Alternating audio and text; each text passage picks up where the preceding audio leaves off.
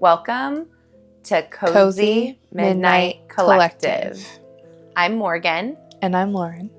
And tonight we're descending further into the halls of Edgewood as we continue our 4-part coverage of Play Nice by Rachel Harrison. Love that. Mm-hmm. It's so good. It's so good, you guys. Mm-hmm. Really good. So kind of wanted to do something a little bit different tonight and fun because I've been waiting for this package to come in the mail for 6-ish months. Anyways, one of my favorite podcasts, if you know me, you'll know it's Morbid, right? Love you, Ashley. Love you, Elena. Got it. But I ordered their tarot card and it arrived last night. And so I thought it would be really cool for me to shuffle the deck, pick a couple cards for you and me, and then we'll read it to you guys and see if it pertains to, I don't know, anything that's going on in our lives now or the past or the future. I don't really know how it works, but it's fun. Yeah. So, yeah. Why don't you want to read me and I'll read you? Sure. Okay. Are you okay to go first? Yeah. Have you done tarot card before? I've had my tarot read like one time, but I've never... done it? Never done it, no. Okay. So we just shuffle real good. I will shuffle first and then I'll pick my cards. And then you'll tell me what they read. Okay. And then you'll shuffle yours because it's I think that's how it works. Your energy goes into what you're, yeah. So it's not as simple as spreading them out. Well, I guess you could do that too, but we don't have that large of a surface. So I just split them a couple different ways.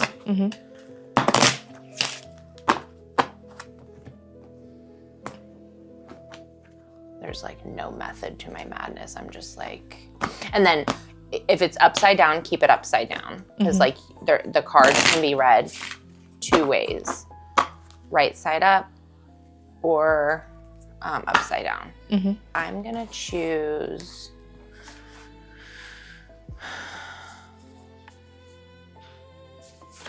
I'm feeling that card.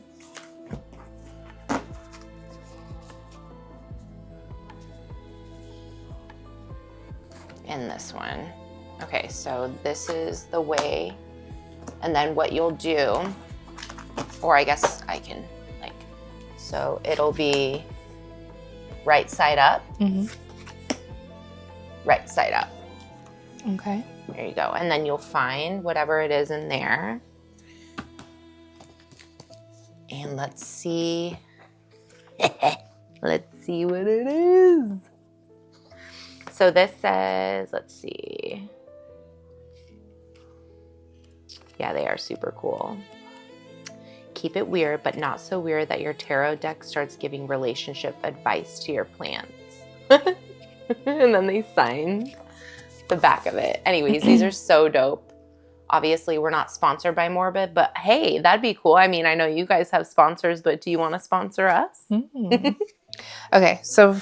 Okay, what did I get first? I got right side up, 10 of Wands. I don't know if you can see that. These are gorgeous, you guys. Very They're pretty. a dark green. Oh, but it's better than dark green. It's what's that color when we were coloring the epoxy? It's a hunter green, like a forest green type color. Moss. Yeah, and it's gold with gold. Anyways. And then the other one's the 4 of Cups. And they were both right side up. So anyways, go ahead. Okay, so I have the 10 of Wands first, Okay. upright. So responsibilities are heavy, but manageable. Consider delegating or letting go of what isn't essential. Hard work will bring results. What the fuck? That couldn't be so more on point if you fucking paid you money to read that out loud. Okay, go ahead. And then you got the 4 of Cups, upright. Reflection is needed to see opportunities. Take a moment to reassess your feelings. That's good too. These are really good. Yeah. Okay. Okay. I like that. Okay. So Yeah, I agree. That was right. That was great. I did Kennedy's earlier today. So I got Ace of Pentacles and Wheel of Fortune. Both upright, I guess. Wheel of Fortune. Okay, so upright. An upright wheel means possibility, and often for the better. Life changes, and your outlook is improving. That being said, what goes around comes around. Expect to see people, habits, and other things from your past again. Decide if they deserve a place in your future. Okay. Have you been watching the live feed from NASA on Netflix? No, but I'm hearing really good stuff. To the dark side of the moon yesterday. Mm. It was fucking wild. Was it? You couldn't see shit. I need to watch. We've never been that far. We've never been on the dark side of the moon. So I was like, and Kennedy was like, can we change it to da-da-da? And me and Glenn are like, dude, this is literally history. Yeah. We are watching humanity has never been this far, Kennedy. And we haven't been back to the moon for like 50 years. Yeah. If we even went the first time, which I do not think we did. I feel like we did, but I feel like there's a reason why we haven't been back. Like, you're telling me with all of the technology and stuff that we have now, right? We haven't been back to the moon. That's and then there's the closest. There's thing also to us. like the theory that we couldn't have gone to the moon, and we can't be out there right now because we can't actually break through Earth's orbit. It's too like strong to break through. Like, it would just destroy everything that we have to like break through it. That's interesting. Ace of Pentacle. Okay, sorry. That was like at the very end. Upright. Yeah. Okay. New opportunities in work. Again. Not again, but again. Okay. New opportunities in work, health, or finance appear. Ground your plans for success. These are both really good for us. I like them. I like it. I like it. Yeah. I like it. Thank you. It's good. Way to go, Morbid. Very good. And very pretty. They're very, very pretty they're cards. Gorgeous. Worth the wait. Before we dive into the renovation chaos, a quick reminder. We are a full spoiler podcast. We use foul language, and because this is horror, we'll be discussing ghosts, demons, and some pretty visceral imagery. If those topics, or a bit of gore, aren't for you, we suggest you skip this one and join us for the next book. Yep, good idea. Last week, we left Clio reeling from her mother's annotations and that chilling childhood memory of Clio speaking to the demon before bed. Tonight, things get much more physical. Let's dive in. Oh, man. This book is so good, y'all. Like, I told Lauren the other day, I was like, I don't think I've ever had so many books read back to back to back to back that I have loved as much as I have loved everything we've read this year. And I'm so proud of us. I will say with this book, I'm surprised at how many like genuine chills I've been getting from it. Obviously, like for me personally, with like a lot of horror books or even like movies or whatever, I get the chills from like visual stuff, right? I get it from auditory. Yeah, like you know, like a good music. Soundtrack, like the jump scare, like sound. But like books, very rarely, like while they are still entertaining and good, books rarely ever give me that like the feeling. Description of the demon with the slits. I just can't. Yeah. Or even just like the little activity that happens. It like just thinking about it now is making like and it's my probably skin crawl. Even like spookier, especially for you because you have lived in haunted houses or possessed. Did you ever see anything like that? Like, I've heard your stories, but like, it did was you just ever like the black okay, more mass. shadowy, I mean.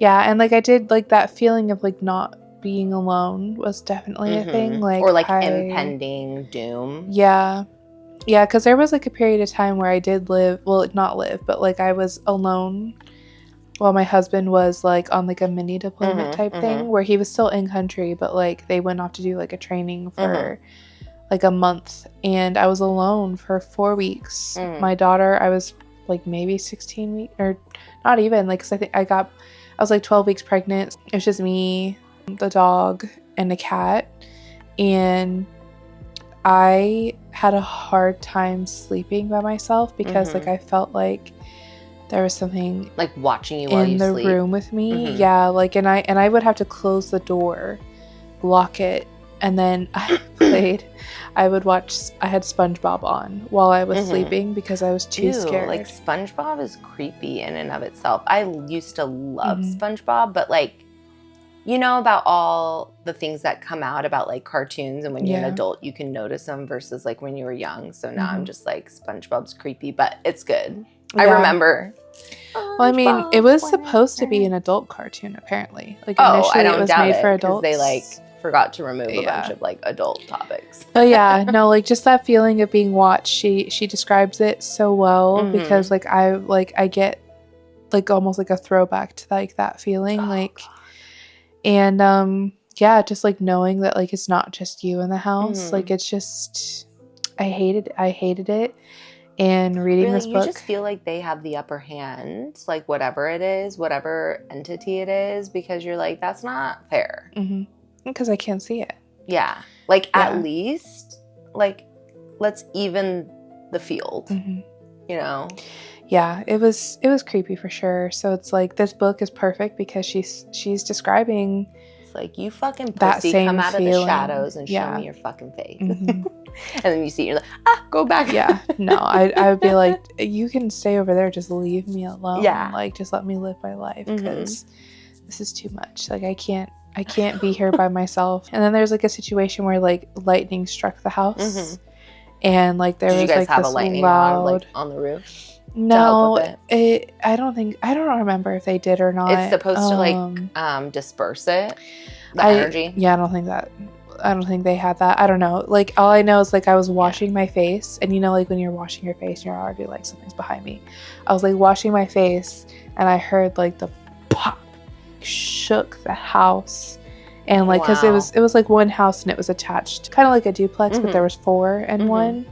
And so it was like, it shook the whole house. The dog's barking. The cat is like under the freaking bed. And I'm like, what the fuck? Like, what was that? It was so scary. Like, I know, where you're like from California, where of course they get thunder and lightning storms, very and but yeah, it's not to the level that they get on the East Coast and in the Carolinas. So no, and I loved it. I loved the thunderstorms, loved the lightning. I love that too. The heat lightning was really cool to see. Like, when it's not even raining, it's just hot, and the clouds. It's just energy. It was really cool to see, and I am like bummed that there aren't that many like thunderstorms here. I think since we've moved here, I've maybe seen thunder and lightning here like maybe 3 times, and it's been 6 years. So like it makes me kind of sad because there isn't like thunder and lightning. But Arizona, we had tons, and we, especially like during monsoon season, like and it's so chaotic that it makes it beautiful. It's so cool. But I don't think I'd want my house to get struck by lightning. No. And then like the thunder combined with like hurricanes and stuff. Oh yeah, that was terrible. That's not okay. That's a story. Did you guys have cellars or basements? No, I mean, because we weren't really quite in like tornado territory. Yeah, I was gonna say, not that, like. So I think it was just want that for a hurricane, of course. Yeah. But I'm just thinking. At least where we lived, like, where we lived, there we didn't have an attic or a cellar. Yeah. And like people that lived like in like houses like off base, I have no idea. Yeah. I'd never been. Oh, were you on base at that point too? Yeah, we lived on base. Yeah. So like I don't know. And I feel like a cellar in that area would just suck to have because it would just flood. Here, Kicker. Because if it's not a hurricane, it's a tropical storm. Uh-huh. And it's just like, yeah. All right, cool. Where do we want to begin? Well, I mean, I guess Clio, she's renovating. Yeah, she's starting the renovations on the house. Mm-hmm. She's like all excited. She's got like little paint swatches, and she's like on Pinterest. She's watching videos. Like she's very making, like, excited. Home Depot runs. Yeah, super excited. Like before she even got to the house, like after her first initial encounter with like the ceiling fan, her dad had like stopped by. He like had called like an exterminator because she had mentioned that something ran across her feet when she was in her bedroom where she found the book that her mom left her. And so dad calls an exterminator. He says that there's glue traps in the garage. And yeah, so he just kind of tells her like, hey, I got the numbers of some contractors if you want to talk to them. Like you need to start lining stuff up. Yeah, figure out like what you're really going to start doing. House has to be like, let's figure out if the bones are good before we start tackling like cosmetic stuff on the house. Yeah, and she pretty much is like, yeah, no, I got that under control, you know. And so and like, mind you, really quick, at the last like family little gathering that they had with, you know, regarding Alexandra, her mother's death. And, you know, obviously we kind of know how that all went. We touched on it in part 1, but like everybody's like, this is your project, and like making it very clear, the line in the sand that's drawn, nobody's helping you. This is your project and yours alone. Yeah.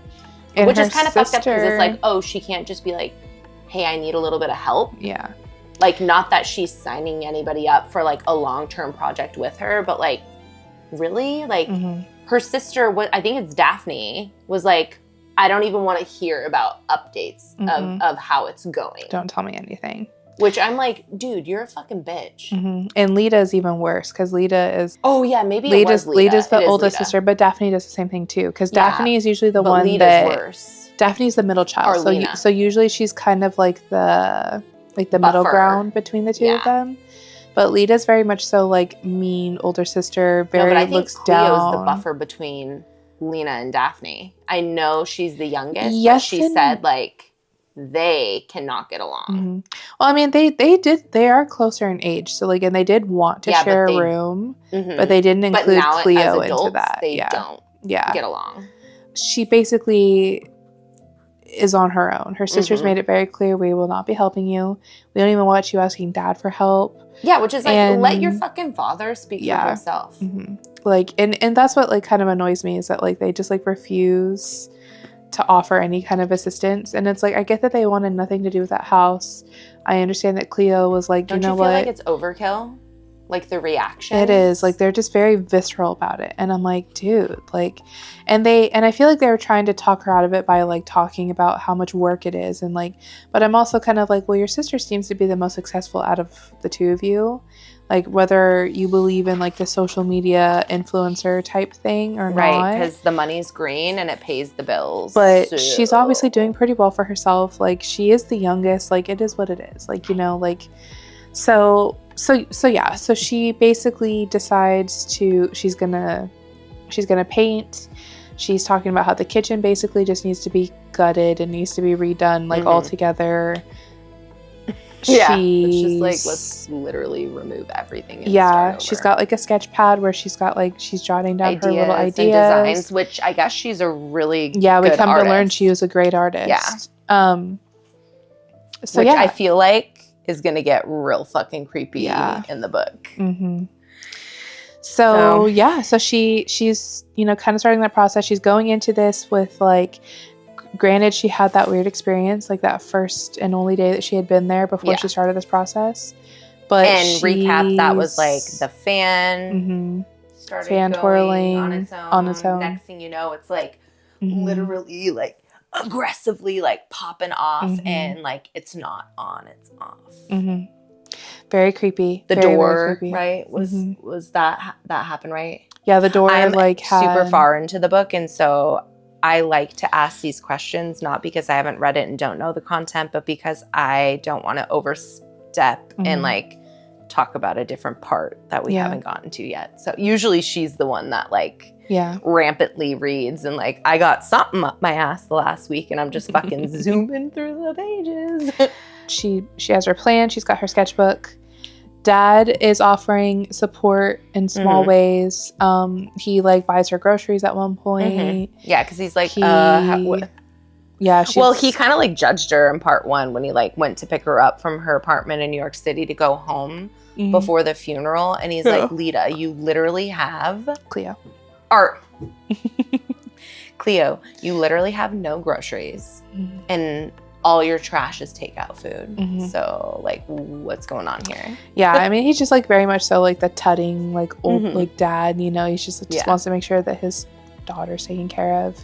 And yeah, so like from like the get-go, you just are kind of getting the sense that like she is being shielded from something. Absolutely. Whether we can guess at it or not, something is not adding up with why they're all so like, it is overbearing. Oh yeah, with their judgment about this house, where it's like, okay, if you don't believe that and a the demon, fact that she has zero memory. Yeah, she has zero memory, even though she was like 7. She has, when all this took place.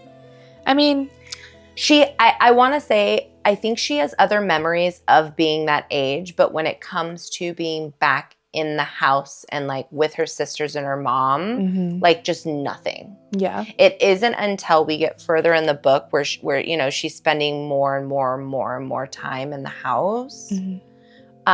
And or maybe a person she's speaking to brings something up or like recalls a memory that she'll have a flashback, and then the book, you know, but she really kind of needed her mom's annotations for that. And that's, she doesn't have that anymore. Yeah. And it makes me sad that like we never really get to fully see, Alexandra.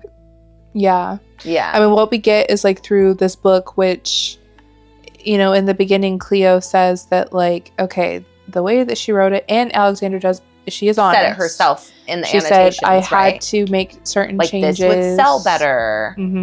I didn't want to be that fucking mean. Yeah, because, well, I mean, in reality, she was she says, like, I was a drunk. I was a drunk, yeah. She says, like, oh, like, in the book, she wrote, I poured myself a cup of coffee. And she goes, no, I had, like, 3 glasses of wine. It was a glass of wine, yeah. Or this was, like, the end of the bottle of wine that I started that morning or something. A bottle of vodka. Yeah, so it was, like, it is kind of sad, too, to, like, understand her reality, where it was, like, she felt that was the only way that she could cope with all of that, too. So it's very sad to me to think about that. But I also just wonder, like, as the book goes on,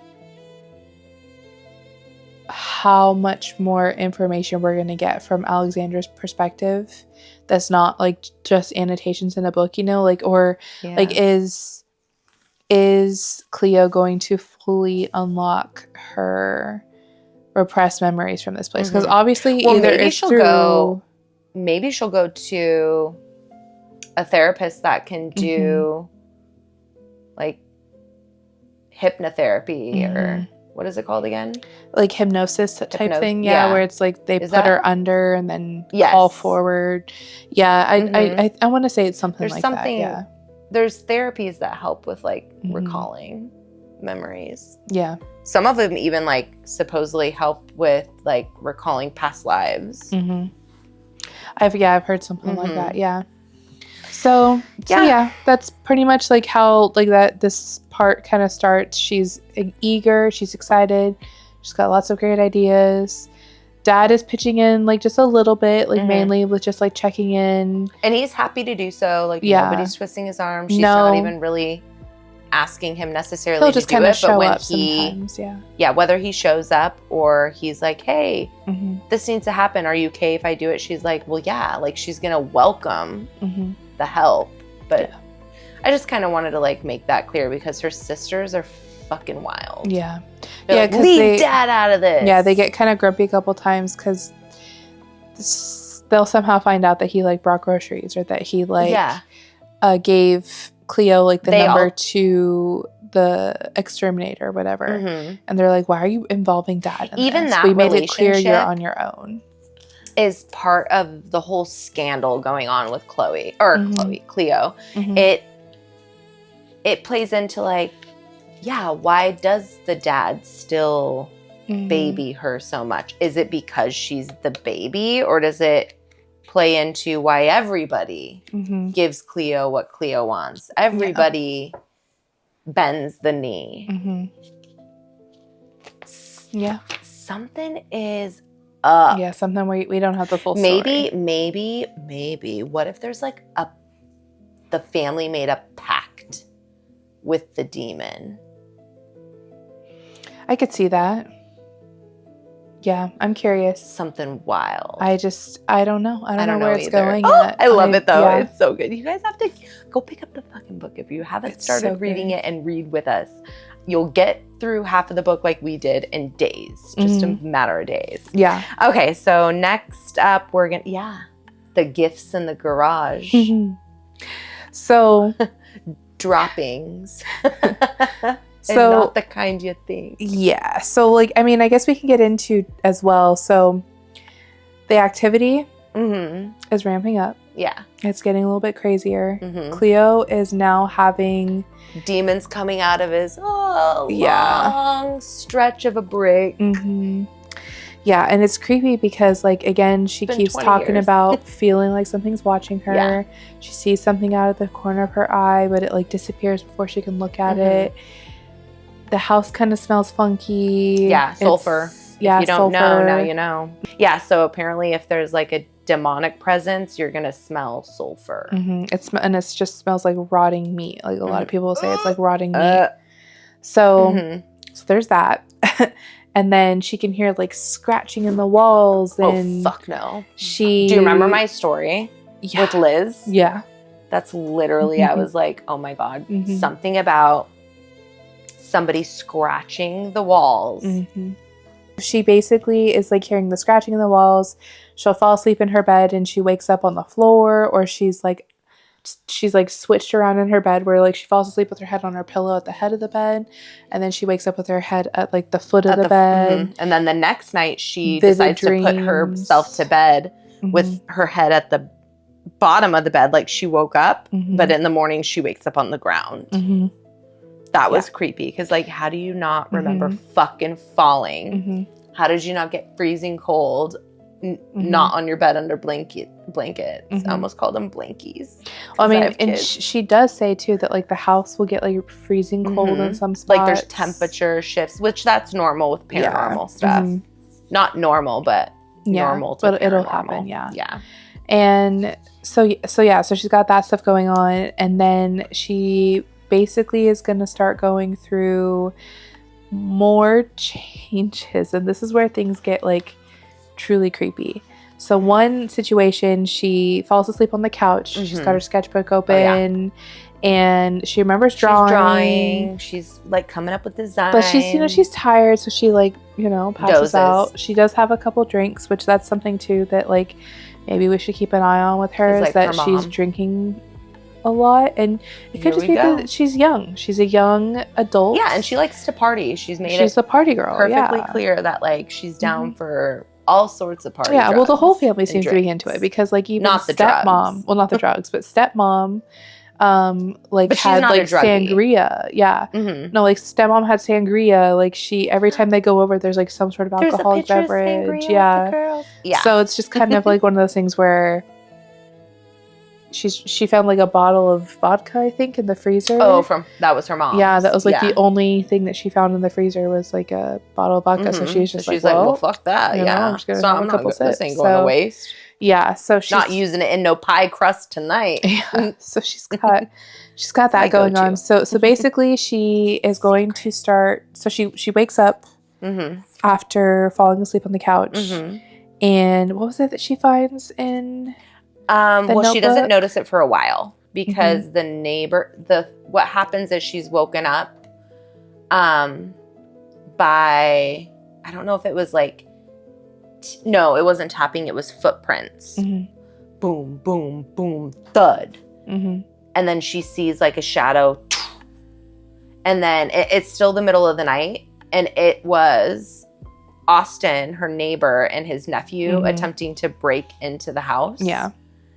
But of course she thinks it's like the demon, you know, whatever. So that whole situation happens. And then like later in the day, we'll kind of go back over all that information, right? But like the next time she looks at the sketch pad, it says like, hello.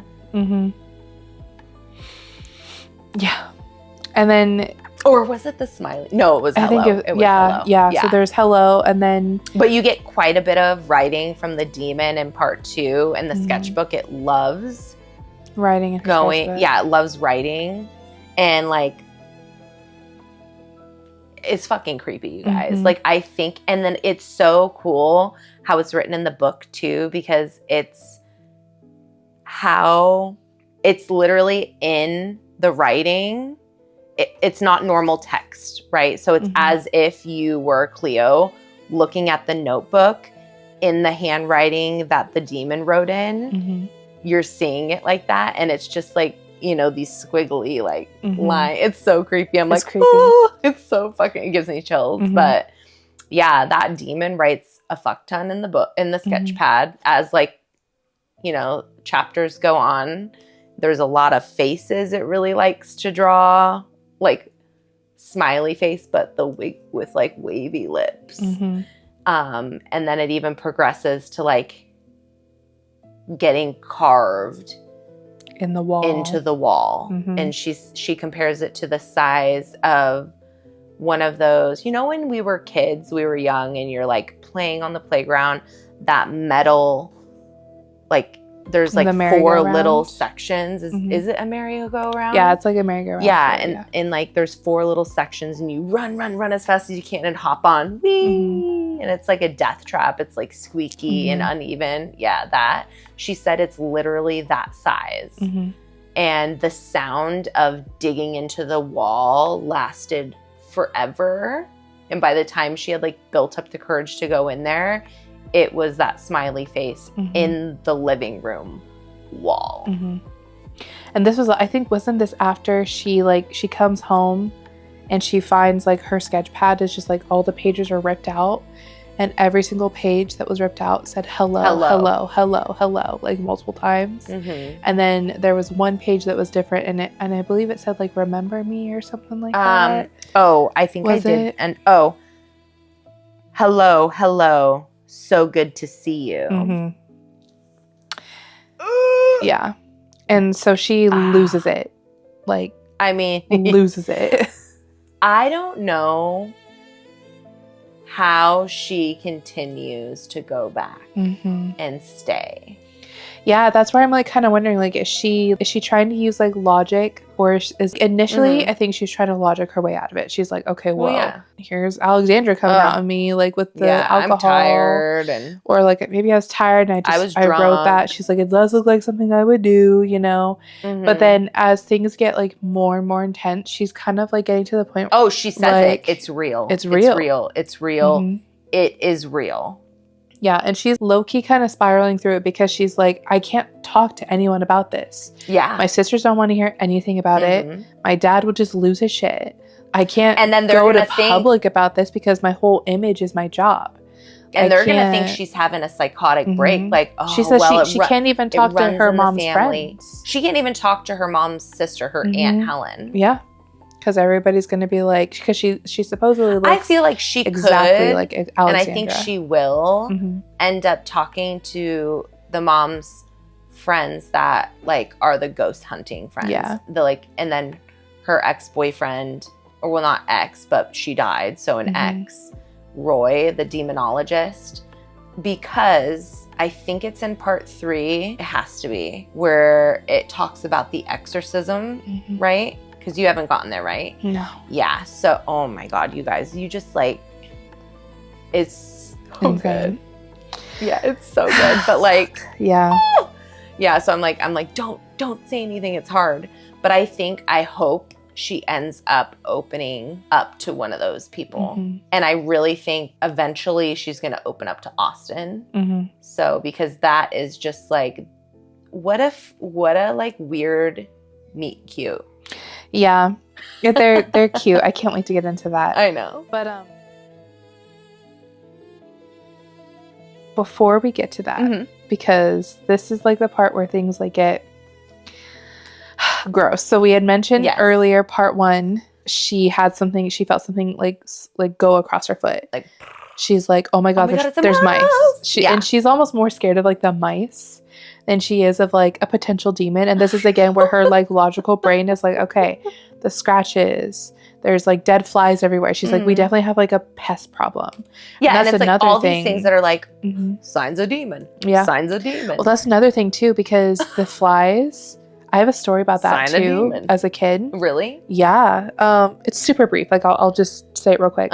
So where I'm from, there's this like house and it's called a Rosewood Manor. And it's like this beautiful, big, huge mansion in the middle of town. And it's got like a ballroom up top. It's got like one of those, like, it looks like, you know, like how like, it looks like a standard house, but then there's like almost like a circular room that kind of goes up. It looks like a little castle spire type thing, you know? And I mean, almost like the cover of this, but it goes like all the way up, but in the middle and going up.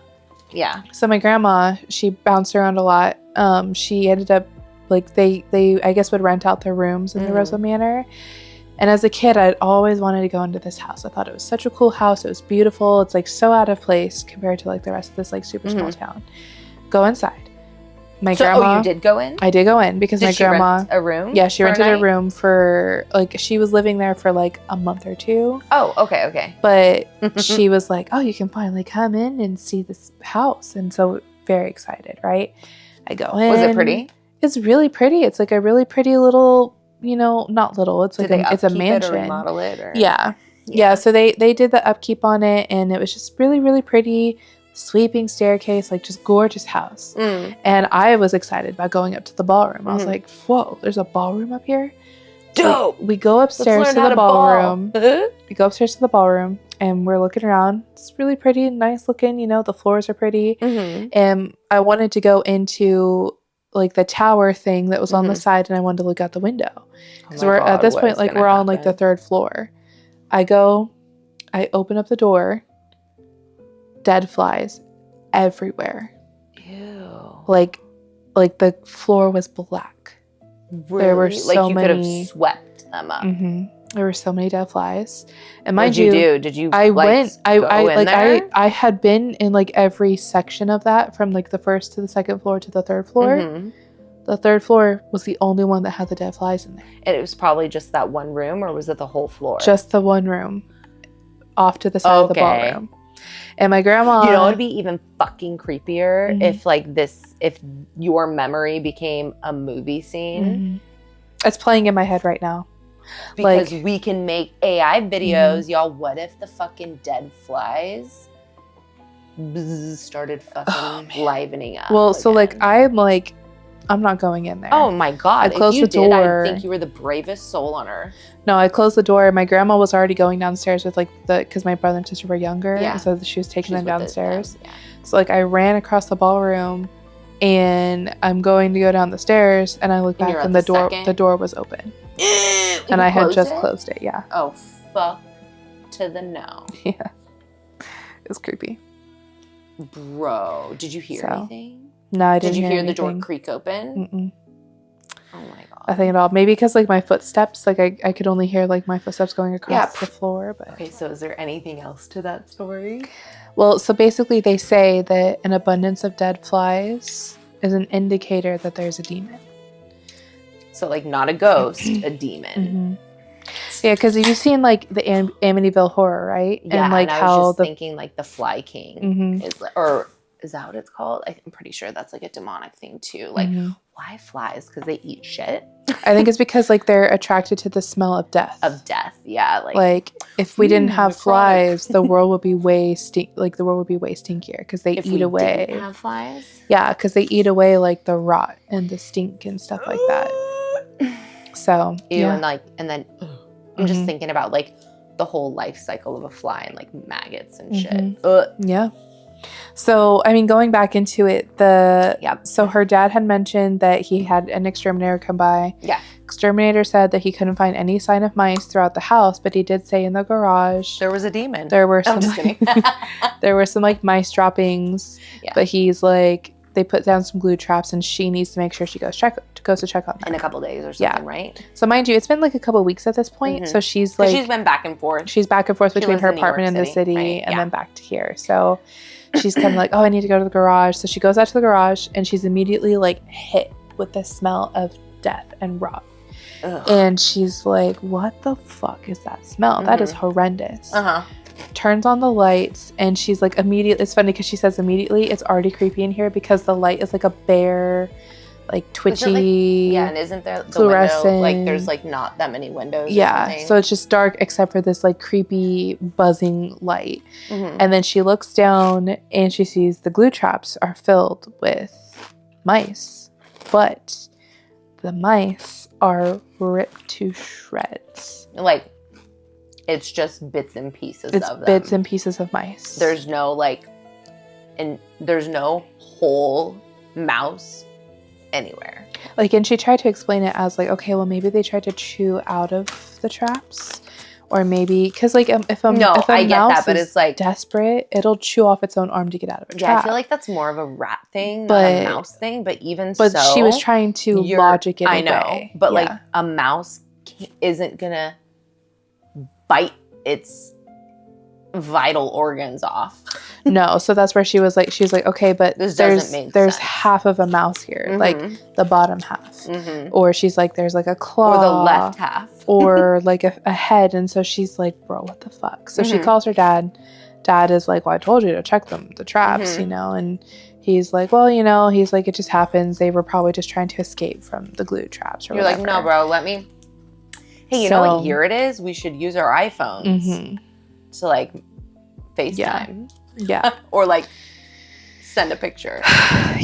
And so throughout all of this, she has that situation happen where she's like, bro, like this is crazy. And then she's also hearing whispers in the house. And she's feeling like fingers on the back of her neck. Like, she keeps feeling like the feeling of like mice running across her, like something is like running across her, or whispering. She's in the hallway at one point and she's like stops because she feels like something is like blocking her, like she like can't move forward. And so again, dude, all of these, like, you would not catch me fucking dead in that house. At that point, I'm hiring people to come in and get this work done, and we're fucking selling this shit. Like, you don't even need to be on the premises, actually. You can or just I would give just your set it approval, on fire. Or put it up for sale as is. You figure it the fuck out. I mean, then there's like that whole moral thing where it was like, there's that too, but that's also why Alexandra didn't sell the house, is because she felt terrible leaving another family to deal with this demon. Yeah, but it just keeps like, so, because unless somebody with money comes in, like, I don't know why Alexandra's friend, the one that she got in contact with that did her funeral memorial thing, the really rich lady, why hasn't somebody that like loves Alexandra and has money like just help to pay to demolish the fucking site? Yeah. No, I would because if the demon is attached to the house, which it is, like, if the house was gone and all the rubble's collected and disposed of, do you think it'd still be there if they started to build like a whole new property? Yeah, that's a good question. I don't know, because like I hear that sometimes maybe it's just bound to the house. So if you get rid of the house, and like, then it's just out in the world. I want a book about the story of the demon. When? How? Yeah. Where'd it come from? Yeah. Was it like already? Were they playing with the fucking Ouija board? Like, what? Yeah. Where'd you come from? Yeah, because she says like pretty much immediately to start like talking to the demon. You know what I'm saying? Yeah. So yeah, I mean, that's kind of like what's going on with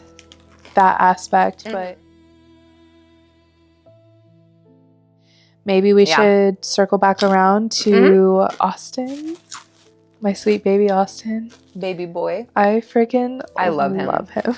Also, just as much as we love Tommy.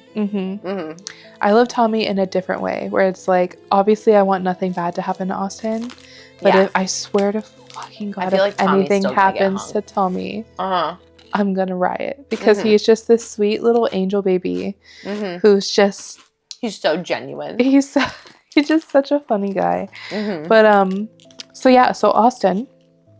So we told you earlier about how she woke up, hears footsteps, looks over, and she sees like a shadow, and she's like, "Oh God, like the demon!" Thud. Boom. So she's like, she goes to chase after it, and then come to find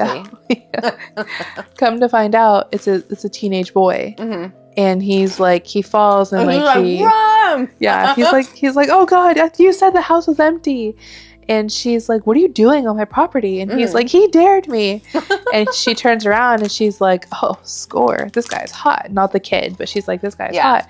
And we find out his name is Austin. I also love Clio, and like, she's so funny. Sexual by nature, but she like owns it, and it's hot. You know what I mean? I'm like, fuck yeah, girl. Good for you. Like right off the rip, she's like, "Oh yeah. I'd smash 100%. Oh, 100%. I'm super into it." And she does her thing where she not scrutinizes, but she analyzes him from the clothes that he's wearing, and she's like, "Well, he's wearing a tank top, but he's like not wearing a tank top in like a douchey way, you know?" But what's saving him? The shoes. Yeah, the shoes. He's wearing like Vans. He's just like he's a chill dude. And he's like, "Oh shit, I'm so sorry." He's like, "I dared my nephew. Oh, this is totally my fault." he's like, "I'm gonna get in so much trouble with my brother. Like, he's gonna kill me." He's like, "I'm the worst uncle ever." And she's kind of like, "Oh, maybe I'll press charge." She's just like flirty. She's just being flirty, and she gets like a first aid kit and like, patches up the nephew, and they're kind of like, "Okay, well, maybe I'll see you around." And Austin does indeed come back the next day, and he does. Does she? He sure does. Does she? She goes to his house, right? Not for a while. Wasn't not until like the third or fourth time. Or did he come back to her house and ring the bell? Came back to her house, rang the bell, brought like cookies, and like he kind of explains that he's a nurse and he works in a nursing home, but he's also staying with his mom because she has MS. So he's taking care of her. He's like, "How hot is that? Like, I'm a 30-something-year-old living in my mom's basement." But she's like, she finds him endearing. Like endearing. He's very funny, handsome, charming. He definitely, like, chivalry is not dead with Austin. No, and like, I love it. They have a couple encounters, but it comes quick, like very quick. Him. She's he doesn't like, come quick, but the kiss she's does. Like, "Come here, dude," and he's like, she kisses him right away, like on the second meet. Yeah, and it's cute though, because it's like, it doesn't feel super rushed to me. It just seems like natural, like they should be together, and I hope by the end of the book that they're together, because she is picking when it comes to, like, if she's just down to like fuck and be done, I feel like she would do that. Like, if she's out partying, she kind of talked about that in part one, like, so many people don't want to go alone, like go home alone, they don't want to fall asleep alone, they just like want somebody to like, smash and get it over with, or not, just superficial. But even when she's had opportunity for that, like with Ethan, she's like literally like, "Oh, okay, I'm gonna fuck Ethan tonight, fuck it, get in the car, come home with me." And then like the next stop is like, "Get the fuck out." I changed my mind. And so for her to actually be like following through, I'm surprised. And I love it because he's so close. It's perfect. Like, close in proximity to the house, And he does mention that he's like, "Oh, I actually know you guys." He's like, what? She doesn't remember him at all, but he says like, he's like, "Are you Lena?" Or he's like, and he's like, "Oh, Clio." Yeah, like he knows her pretty much right off the bat. Yeah, and she's like, I don't remember. And he's like, well, we used to hang out a lot. You. Yeah. And like, he's like, as kids. And he's like, well, you guys weren't really here. You guys weren't around that long. But he said, the time that you guys were here, like you were we played in the neighborhood. And, he kind of points out like small memories. And she's kind of like, oh, yeah, okay. I kind of remember. But she's like very vaguely. And she even like texts like Daphne, and Daphne is like, oh yeah, I kind of remember, but like I don't know, like so she kind of calls him, or he comes over, and he's kind of like a really good distraction in some ways when it comes to all of the crazy stuff happening in the house. But she's also starting to just really enjoy his company. Like he just seems he's just conversation a cool guy. just flows. Yeah, and so really naturally, and then also she's not alone. Yeah. And he seems very open to like hearing what she has to say. They make like a couple morbid jokes about, but she hasn't brought up things. The demons. Yeah, but she's just kind of like, hey, this guy's here, he's really cool. He knows the story though. He's great in bed. Like, I'm really enjoying my time with him. And really like sucking on that lollipop. Yeah. You know what I'm saying? And and there's like a point too where he invites her to come meet his mom. Yeah, and she's like, already? Yeah. You think I'm the one? But she was also kind of like, let's go to your house, because like something like had happened that night where she's like, I gotta get the fuck out of here. I'm having anxiety. And so he's like, okay, yeah, let's go. And so she does talk to his mom, and his mom does kind of give like an important note here that I think is worth mentioning, where she knew Alexandra. And she said, I had her over for coffee a few times. And she had me over for wine. She's the day that Alexandra died. That's what I was gonna say. I'm like, fuck, should I say it? Is it in part 3? But yeah, she's like, I might have been the last person to see your mother alive. And she said that she did seem very just like distant and just like kind of not herself. And then she said that some demons,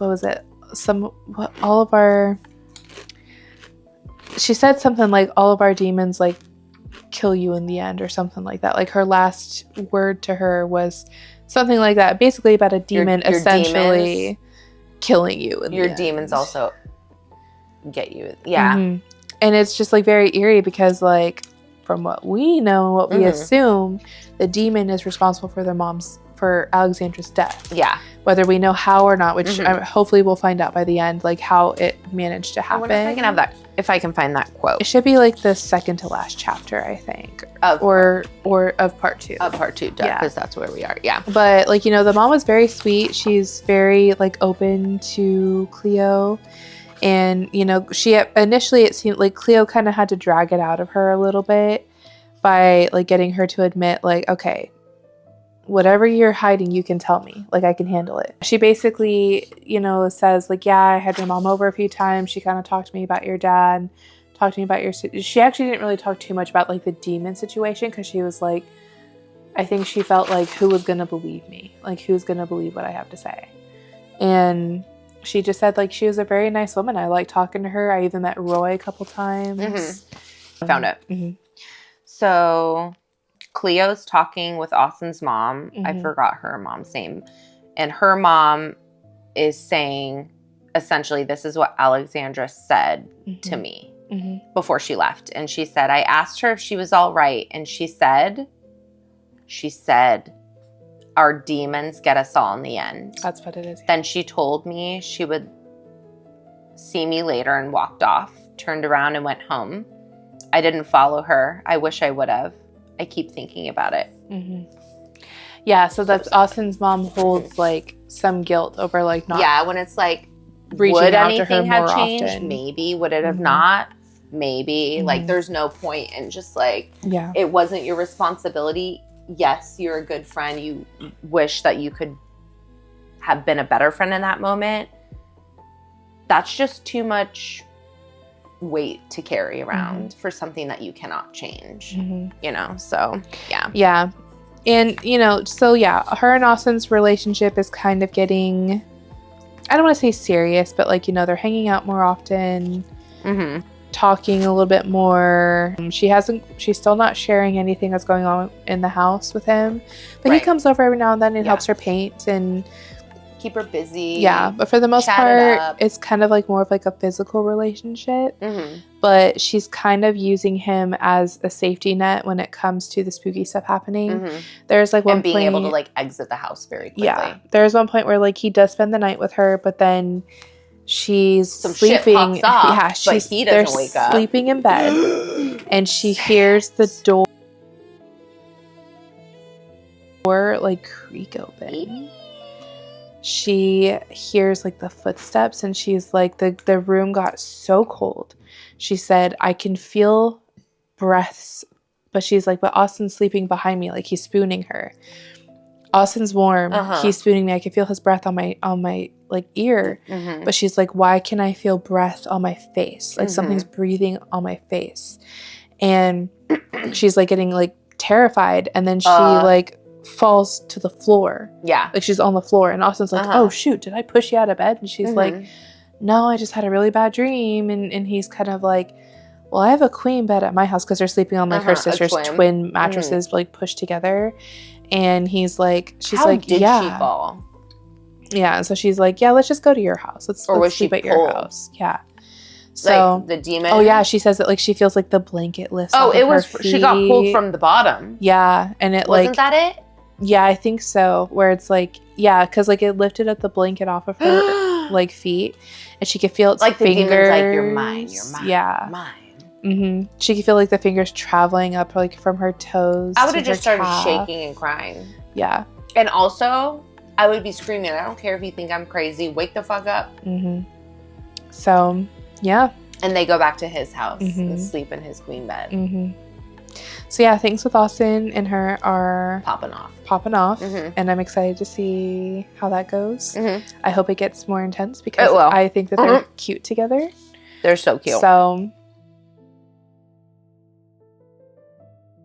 So I mean, now I guess we could kind of talk about the book, and not the book Play Nice, but Alexandra's book that she wrote about the haunting at their house. Leo and her sisters and her dad made a pact never to read. It's a banned book. We will never read it ever, ever, ever, ever, ever, ever, ever. And they pinky promised. Yeah. With a fucking cherry on top. And so far, supposedly, nobody's read it. Yeah, as far as like the family goes. And even then, like this book, I guess it flopped really hard when it was like first popular, and then like it's gone out of print. So like so her mother, I wonder why. Yeah. So I mean how can you go from being really, really, really popular to nothing? Yeah. Well, and so she does, because other spooky shit happens. Probably. People move on. Yeah, people move on. And so she does point out that like, you know, in the first part, she found one half of her mother's book with annotations written by her mom. And it was left specifically for Clio to read. Or the mom, what she did was she wrote, it would have been for all of them to read, but she figured the daughter most, if one was going to come back, and if one ended up reading it, it was Clio. Yeah. So as Clio is like kind of experiencing these things in real time. Yeah.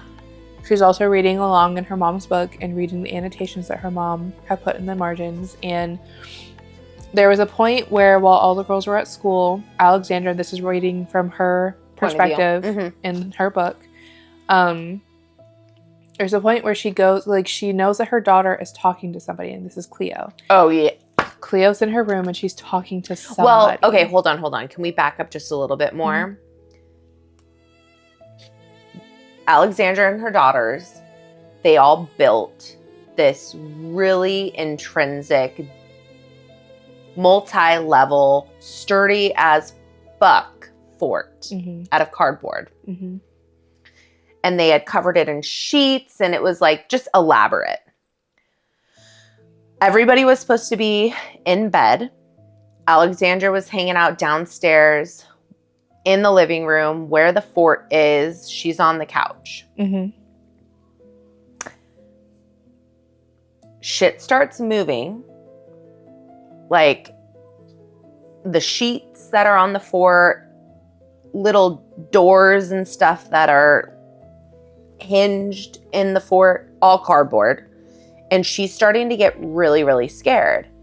Well, at first she's like, which one of my kids is like down here fucking with me? Clio? You know, so she thinks her kids like snuck out of bed and they're down there trying to like spook her. Well, it gets to the point after so much time she's not getting a response, and she's beginning to panic more and more and more.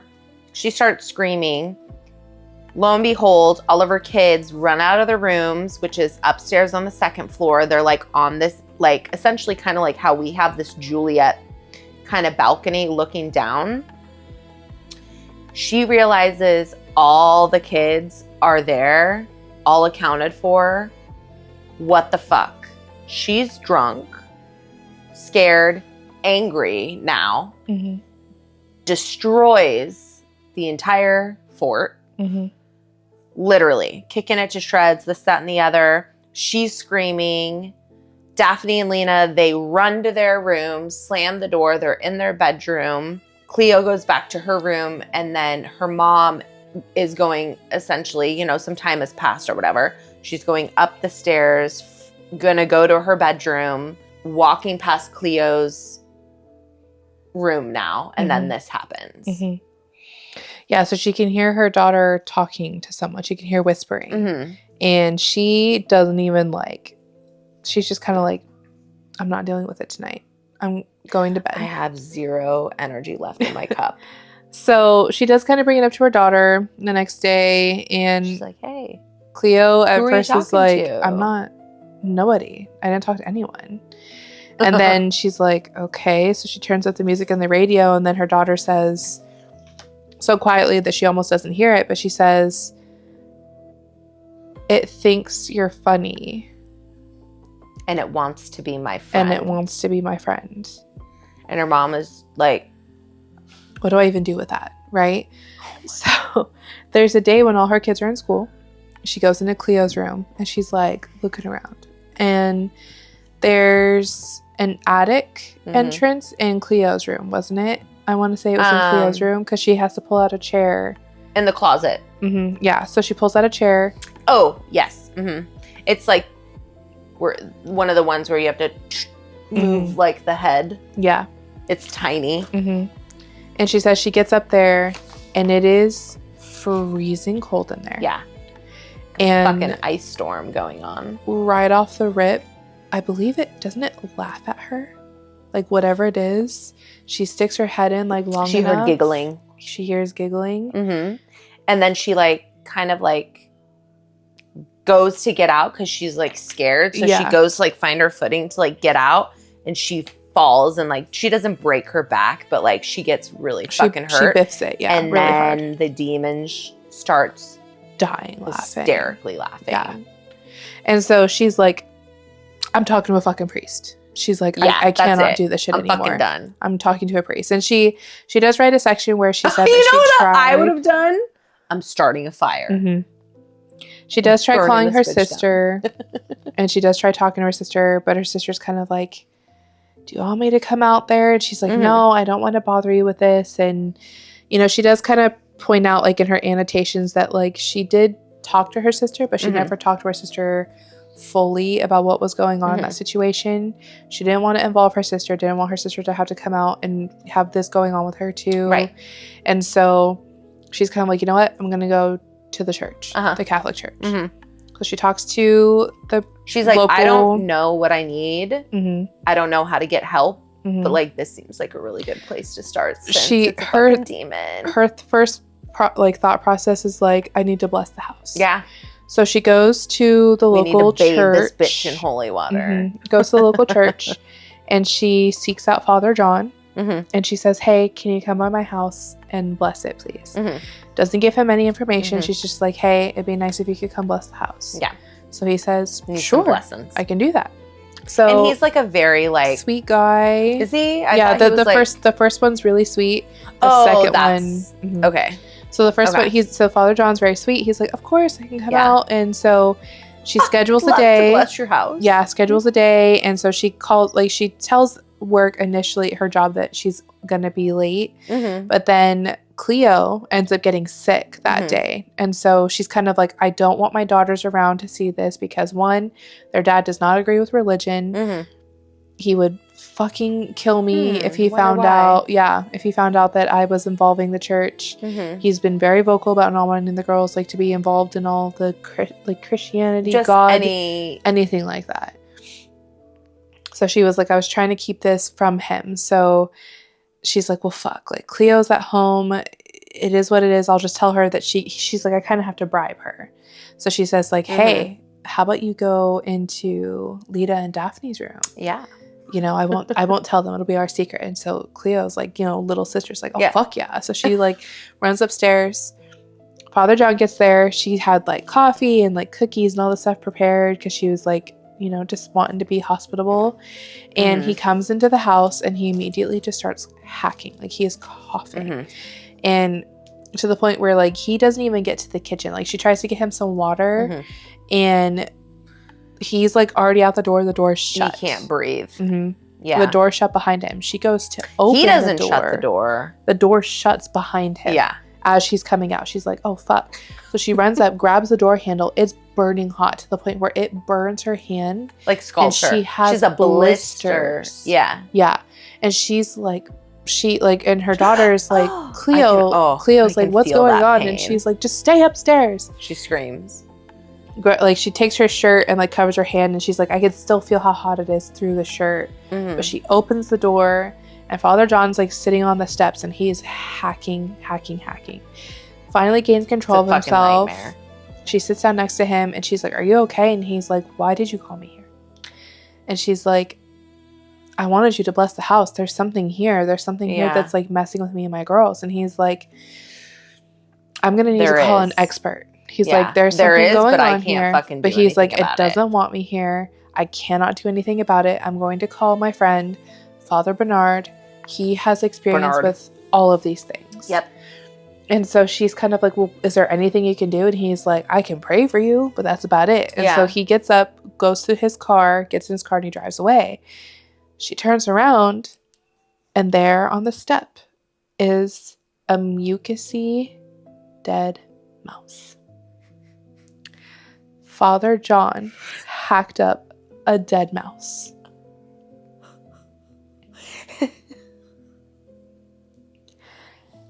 So Alexandra. Oh my God. And then I'm just, you know what I'm thinking about? There are fucking priests all around this world where some fucking shit has happened to. Because you know some wild ass shit's happening out there. Yeah. And like in the real world though. You're like, and it's crazy to think about. Exorcism specialists and priests have to deal with some shit. Oh my God. It's crazy. And dude, that was like something I never thought I'd ever read in my entire life. When I read it, I was like, that's good. Like that's fucking rancid and horrid to think about, but that was like a really good thing to like throw in there. I was like, oh shit, did not see that one coming at all. At all. And then I'm like, is it like a baby one? Like the little ones that you like feed to like little snakes? Or is it like a regular full ass grown one? Like I would have been panicking that like, you gotta give me the Heimlich maneuver. I don't know. That was wild. I couldn't believe it when I read that shit. I was like, that's fucked up. And then it gets a little bit crazier because then like the expert, right? Father Bernard shows up. Yeah. And at this point, like again, Alexandra's trying to keep it on the DL from like her two eldest because she knows that they're going to go tell their father. But Father Bernard, he is different from Father John. Whereas Father John was like sweet, very kind, welcoming and generous. Father Bernard is no nonsense. Like he immediately comes in. He's just like, he's not fucking around. He's all business. Like he is not here. Like honestly, like he's just everything you wouldn't expect from a priest. Like he's not welcoming. He's not here to like preach God to you. He's here to do his job. He's here to fuck shit up. Leave him alone. Yeah. And so he immediately comes very in. Flat faced.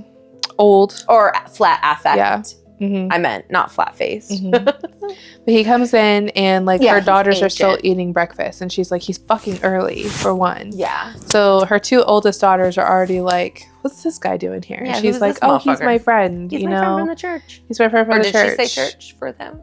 Yes, because he's wearing the whole, like, it's obvious the whole who get-up. he is. Yeah. And so he's kind of like, don't follow me. I'm going to walk around your house and take a look at things. And so she's kind of like, okay. And the daughters, like the eldest 2 are kind of like, dude, what the, like, not what the fuck, because they're still children, but they're kind of like, Mom, like, what's he doing here? And she's kind of like, don't worry about it. Like, just finish your breakfast. We got to get you to school. And he kind of does his like walk around, and he comes back and he's like, I need to talk to you outside. Come with me. Like immediately. Let's go. And she's like, okay. So like, and he's like, so I'm pretty sure what's haunting your house is a demon. Is a fucking demon. It's a demon. And she's like, we can do something about it, but I today cannot. And she's like, well, what are we supposed to do? Yeah, like, well, tell me, Father. Yeah. And he's Don't kind of leave like, me here hanging. He's like, well, are your daughters baptized? And she's like, nay. And so at that point, they start going to church more often, right? They're going to church. She's trying to baptize her daughters. And well, but going back to that conversation, like he's like, we need to get, like, I have to make some phone calls. I have to like assemble a team, and we're gonna have to. It's gonna be a long day. Yeah, like we are gonna have to perform an exorcism on the house, and there needs to be a team involved with certain specialties to allow this to happen. So like, do this until I can gather this and make this better go away. Yeah. And then before he leaves, he's like, the demon has taken a liking to your daughter, Clio. Like, it's an attachment. Right. Yeah.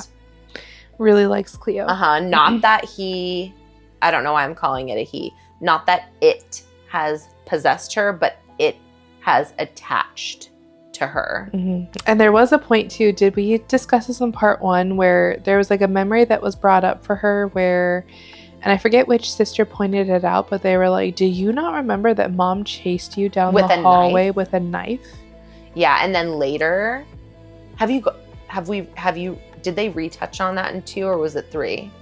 Oh, you get the whole other side of the story.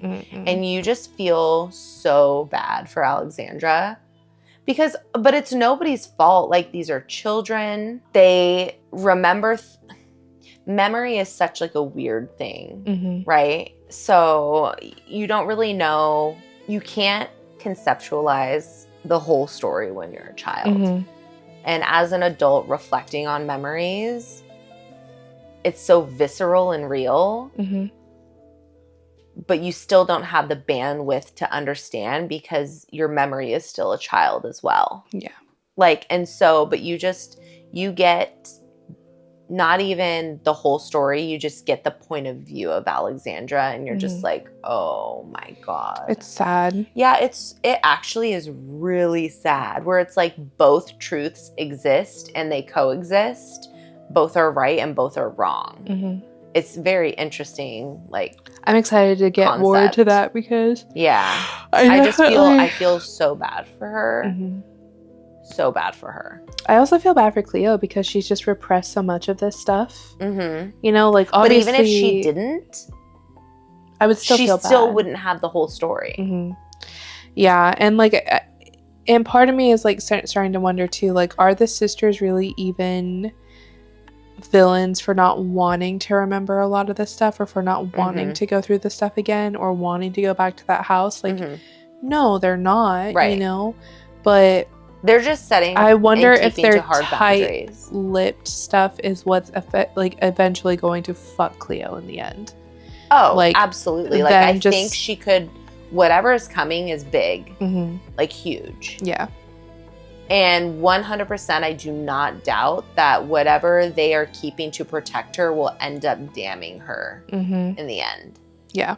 Like, it could have been avoidable. She's not like this, not sweet. She's not this like tender, young, naive child. She's an adult. Mm-hmm. She is strong. Mm-hmm. She can handle it. Yeah. You know? Even kids, like, kids are a lot stronger, more resilient than, like, adults give them credit for. Mm-hmm.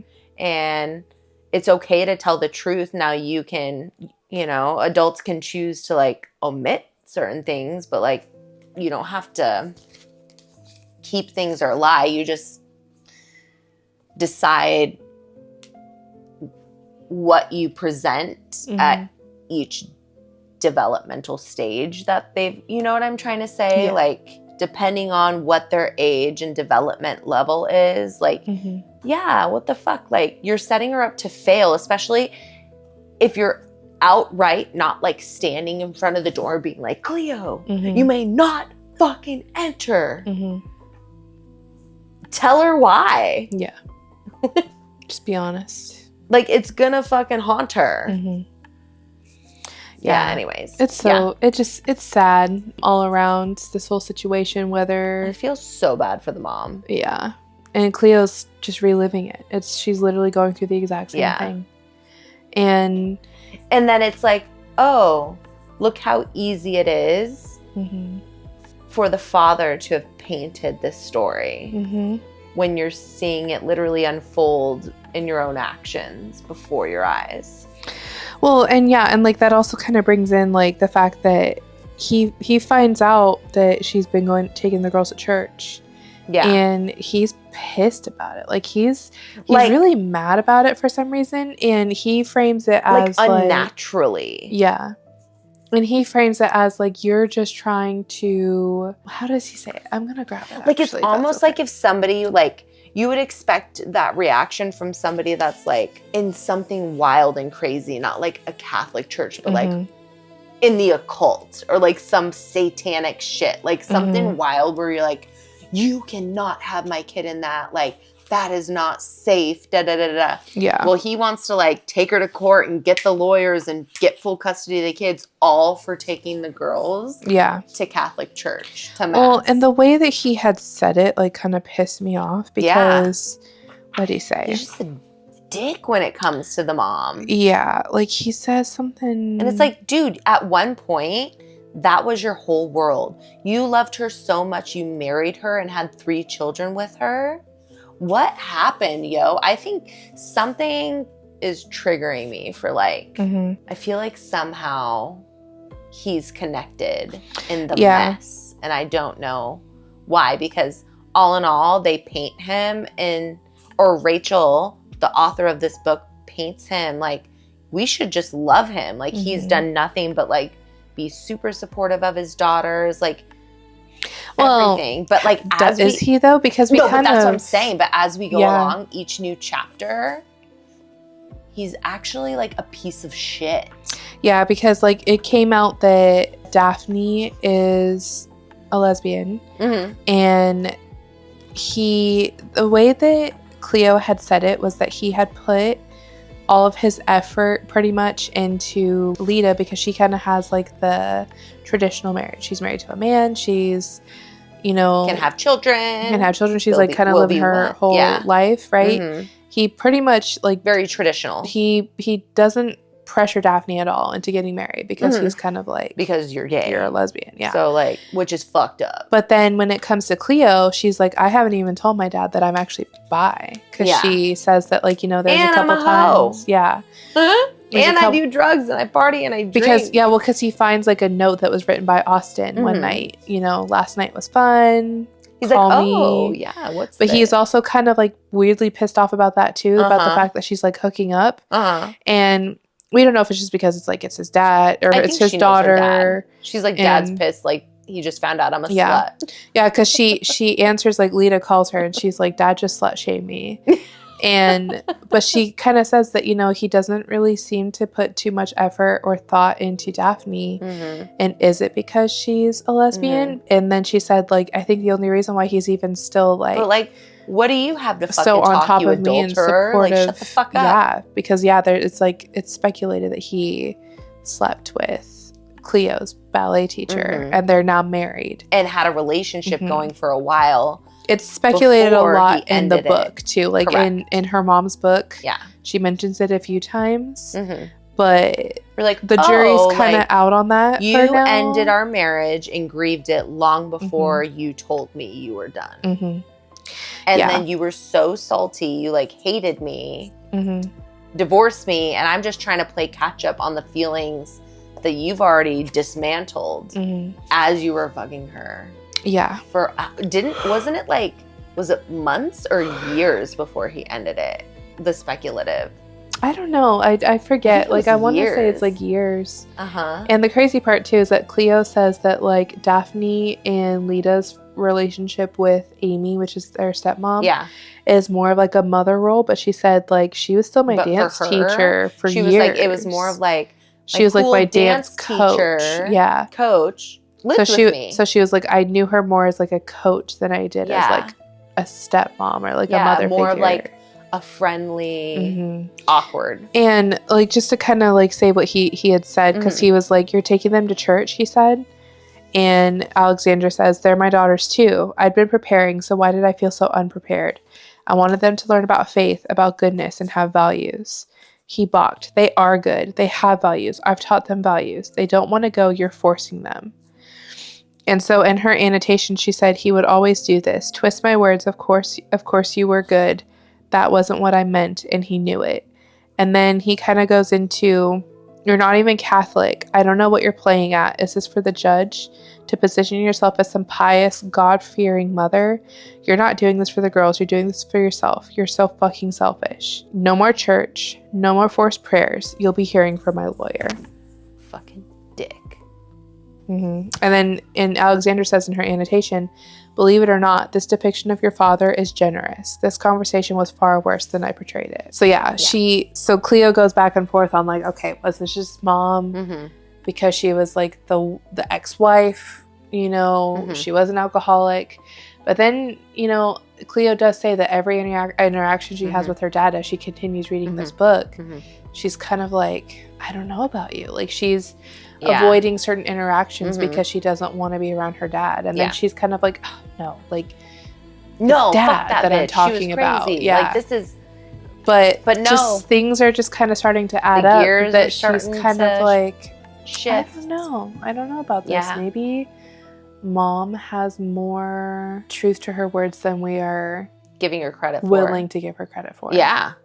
And so it's kind of interesting how that goes. And like, it does kind of suck that he like gaslights her into like, and then as soon as that conversation is read and that seed is planted, now moving forward, the remainder interactions with him, you're like, that was fucked up. Yeah. You know what I mean? It's almost like you needed to understand gaslighting. And then you're like, oh yeah, oh, there it is. Oh, there it is. Like, it's just left and right. Constantly. And it's so easy for him to do it because he's not living it. He's not there. He's not seeing what he's actually, like, what she's actually going through.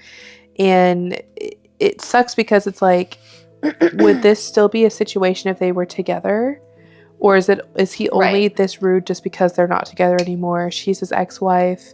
She's just like this glaring reminder of like his failed marriage, and that he will never be able to, he will always have a reminder of her through his like 3 daughters, you know, like that's just kind of where like I go with it, where it's like, but it's not like they decided to have any other children. But yeah, because him and Amy don't have any kids together, just the 3 girls. Yeah. So it's sad. It's just, it's really sad, like the way that he's like treating it, instead of being like, yo, what is going on? Like, he just used it as like you're just trying to get like, you know, brownie points with the judge. Like, he saw it as like using the girls as like a weapon against him. Yeah. And it's like, not everything's about you, dude. Yeah. So, going into part 3, there's supposed to be this barbecue that's taking place on Memorial Day. The family's supposed to get together at Cleo's dad's house. Yep, they're having a I'm wondering how this is going to go, considering the fact that Cleo is getting definitely more stressed with all the house stuff going on. So this barbecue is supposed to be kind of like another chance for the family to get together. Like I said, I'm kind of curious to see how this is going to go with the things ramping up at the house for Cleo. She's approaching she's like gonna the just show end. up this disheveled. Yeah. And she's kind of approaching the end of her half, because like the book was ripped in half. So she's only got one half of this book that her mom annotated. And she did say that And she's like, where's the other half? Nobody knows. She's searched. Can't find the other half. High and low. She can't even really ask because like the family's banned from reading it. Yeah, so she's like, they can't know that I'm looking for it. So she does, like, she's been trying to find like another copy online. Like we said before, it went like out of publish. So and so she's kind of like nervous because she's like, I kind of want to read the rest of it, but she's like, am I going to feel sad because my mom's words, her actual like written words are not there to guide me along this fucking journey? Yeah, so she's like kind of nervous because that's... You're living through the exact situation that you like called somebody crazy for.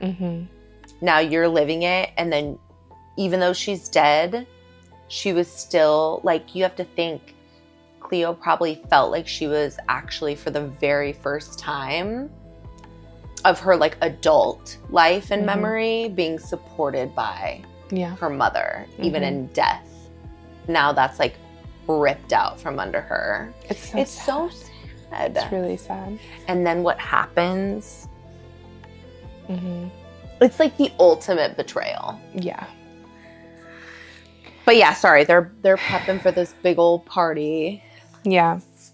Yeah, so there's the party that's coming up, and then, you know, her memories are starting to kind of resurface in addition to like what she's reading in the book. So she's kind of lining up the things that are taking place in the book with what she remembers as a kid. And so she's kind of like, well, I mean, there was this situation. You know, the book is embellished a little bit, but she's also kind of like, well, I mean, there was this, you know, and so she's kind of starting to question, piecing like, some stuff together. Is it that embellished? Yeah, and then am I starting to believe my mom more than I believe my dad? Yeah, or even myself, like my own memories, like what is reliable information and what's not, because and she starts to feel like the outsider on the family, like she's having connection issues.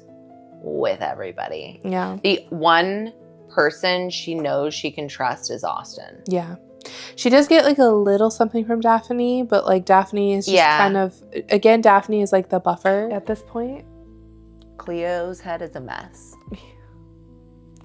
Yeah, it is. Like I said, it's messy. This family barbecue should be very interesting with how she's feeling. It's going to be a shit show. Yeah, and things with Austin are heating up. They're getting a little closer. Yeah, I'm like, at least something's going right in her life. I just really hope that she doesn't like... I'm like, one of y'all is going to end up dead. I still am putting all my money on Tommy hanging. Not Tommy. From his tarot reading. Poor Tommy. I don't want anything bad to happen to this sweet boy. But which one would you rather have happen to? Austin or Tommy? I'm going to say Tommy. That's like an impossible choice. I love Tommy. Yeah. But I just want something to work out for Cleo. Yeah, I feel like Austin's either gonna... And I feel like Lena could handle... Like, Lena's taken the loss of the mom much better. So I feel like she has the space. Nobody has the space to lose anybody. But no.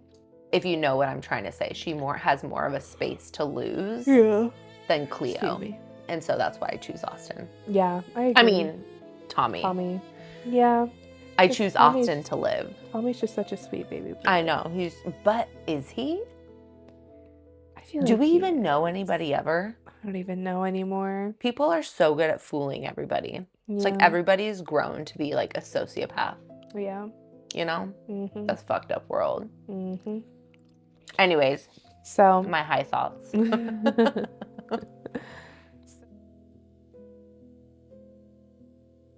So she's falling for the neighbor. Ignoring the blood in the garage. Yep. And digging into a past her sisters want buried. Dig, dig, dig. Get your fucking shovel, I ladies. don't even know, dude. I don't know where this is gonna go. It's crazy.